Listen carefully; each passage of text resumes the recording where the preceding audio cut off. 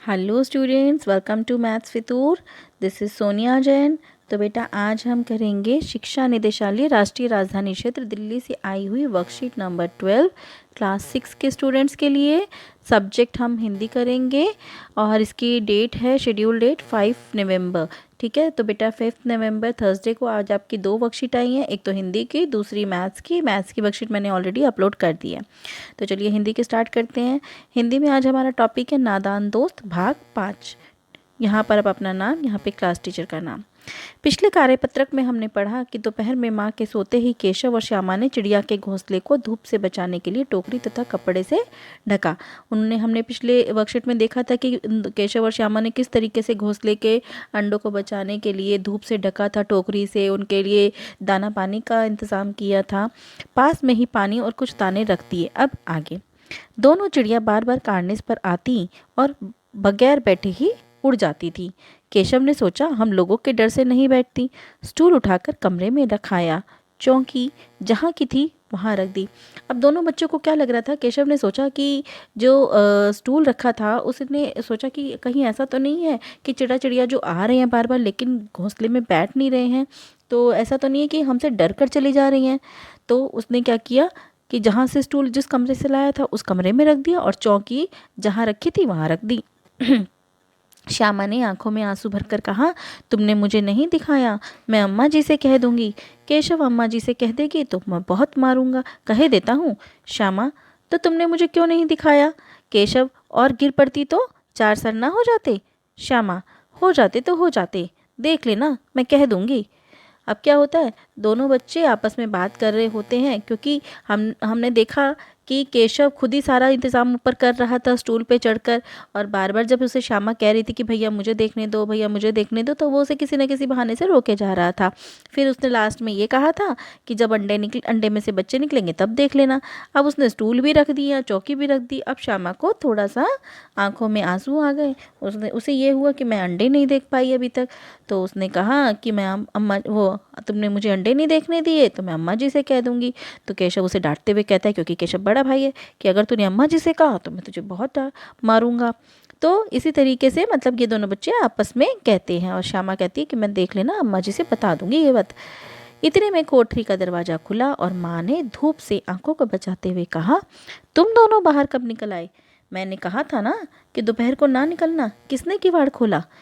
तो अब दो माँ जब आँखों मतलब आई बाहर, मतलब आँख सो तो रही थी, जब उठी तो उन्होंने अपनी आँखों को, जैसे होता है ना उठ के एकदम आँख धूप में लगती हैं, ठीक है, तो उन्होंने अपनी धूप से आँखों को बचाया और मतलब आँखों को मलते हुए कहते हैं ना, मतलब एकदम एकदम धूप जैसे पड़ती है, तो उसने अपनी आँखों को ढकते हुए जैसे ऐसे देखा और फिर उनसे बोला कि दोपहर को मैंने जब तुम्हें मना किया था फिर तुम बाहर क्यों निकले, और फिर दरवाज़ा किसने खोला, किवाड़ किसने खोला?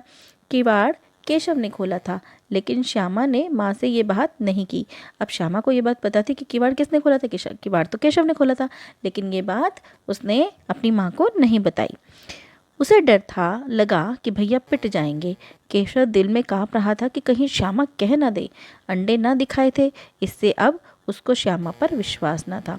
अब केशव को डर लग रहा था अंदर ही अंदर कि कहीं श्यामा ये बात बता ना दे कि मैंने किवाड़ खोला था, लेकिन क्योंकि उसे विश्वास नहीं था, क्योंकि केशव ने श्यामा को अंडे नहीं दिखाए थे, इसलिए वो डर रहा था कि कहीं श्यामा सारी बात ना बता दे।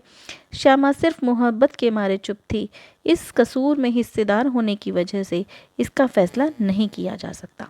अब वो चुप हो गई थी, भाई का प्यार कह लो या फिर वो इस काम में, ये जो सारा काम कर रहे थे दोनों भाई बहन, दोनों वो भी उसमें भी हिस्सेदार थी, तो कोई भी वजह हो सकती है। शायद दोनों ही बातें थी या फिर दोनों ही बातें थी।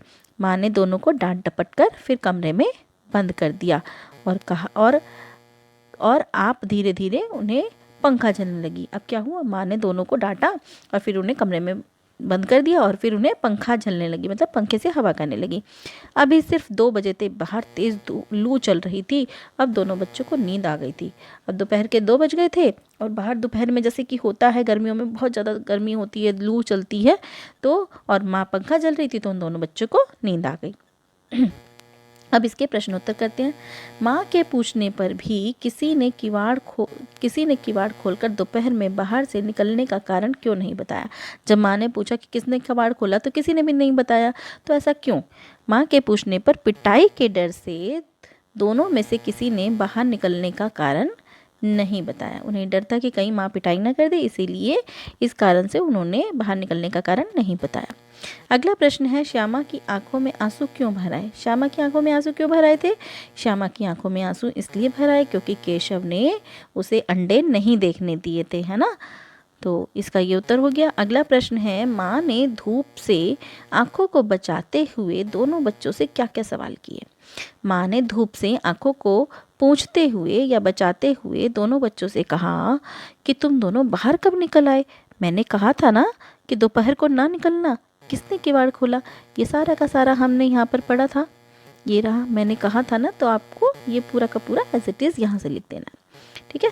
इसके बाद अगला प्रश्न है, माँ के अचानक आ जाने से केशव क्यों डर गया? एकदम माँ जैसे आ गई तो केशव क्यों डर गया था? माँ के अचानक आ जाने से केशव इसलिए डर गया क्योंकि उसे लगा कि कहीं श्यामा माँ को अंडे वाली बात ना बता दे। अगला प्रश्न है, क्या आपके साथ भी कभी ऐसा हुआ है कि आप कोई काम छुप कर रहे हैं और आप पकड़े जाते हैं? उसके बारे में लिखिए। तो मैंने यहाँ पे एक उत्तर लिखा है, अगर आपको कोई और अच्छा लगता है तो वह भी लिख सकते हैं। मेरी माँ गर्मियों में मुझे दोपहर में बाहर धूप में खेलने से मना करती हैं।